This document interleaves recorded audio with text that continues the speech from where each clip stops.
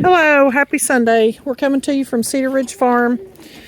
We're finally out here getting these hams peppered down, wrapped, and hung up for the last time. We've done 1, 2, 3, 4, 3. This is I'm trying to look. Here they are. I'll show you where they're hanging at. We've got 3 done here. One more hanging still yet. And then Andy and Kendall are working on this one right now.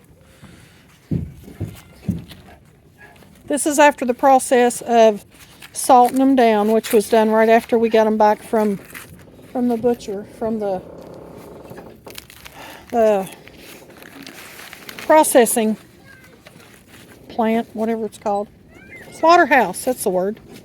But here's what the raw ham looks like. It's been salted down and pulled all the liquid out. The liquid has all drained out.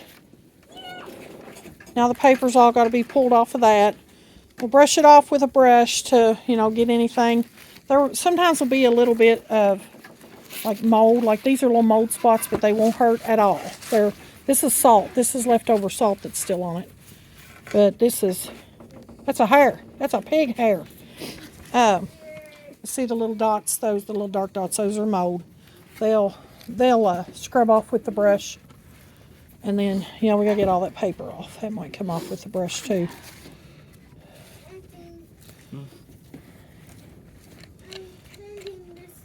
But then this process, Steve, here's some paper needs got off of it. I took my gloves off. Now I'm done with them. After it's brushed off, they'll pepper it really well. Where's the brush? Oh. Andy's got it. They'll pepper it real well, especially around the hock, around in here where there's gaps, and around the bones where there'll be spaces. It gets peppered with just regular black pepper, just fine ground regular black pepper, or regular ground. And that keeps the bugs out while it's hanging for the last step of putting the ham up. Our bacon has already been taken in and soaked and sliced and put in the freezer. We vacuum sealed it and put it in the freezer. We've still got a couple of sides left to do. We haven't done yet. They're in the freezer, but they're still fresh. They're still fresh bacon. They're fresh side meat. But this is the process we're at right now. This is the last work to be done to last season's hog meat, last season's pigs.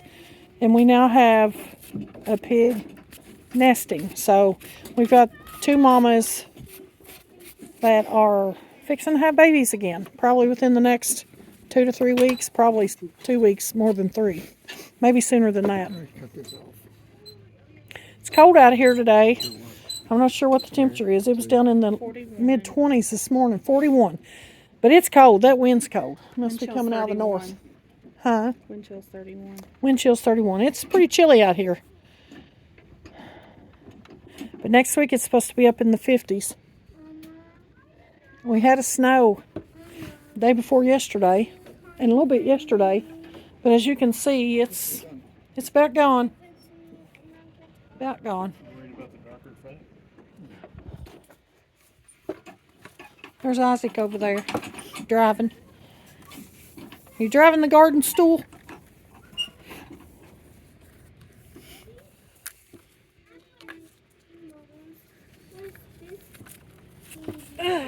We use that in the garden. Kendall just got a face full of black pepper. There's Braden and Eli out there playing baseball. It's still a pretty day. It's a pretty sunny day out here. There's the tomato patch that's not being cleaned up from last year yet. That's a project that needs done. It's a blueberry patch that needs cleaned up. But here they are rubbing the salt in. Rubbing the pepper in. It gets completely covered in pepper, completely coated. And then when you do take it down to cook it, like I said before, these will probably be ready, what, Steve, 6 months? What about September? Or September, up into the late summer, early fall. They'll be ready to cook and eat. But when you go to cook them, you have to, of course, wash them off to get all the pepper off. And then you're going to want to soak them for a while, just in plain water. And or you can boil them. You can boil it to get a lot of the salt out, because they're going to be salty. If you've ever eaten country ham from the deli, you know it's salty. Yeah. These are probably going to be even saltier, because those hams from the deli are cured a whole different way than what these are. This is the old-fashioned way of curing the meat. This is the way our parents and grandparents used to do it.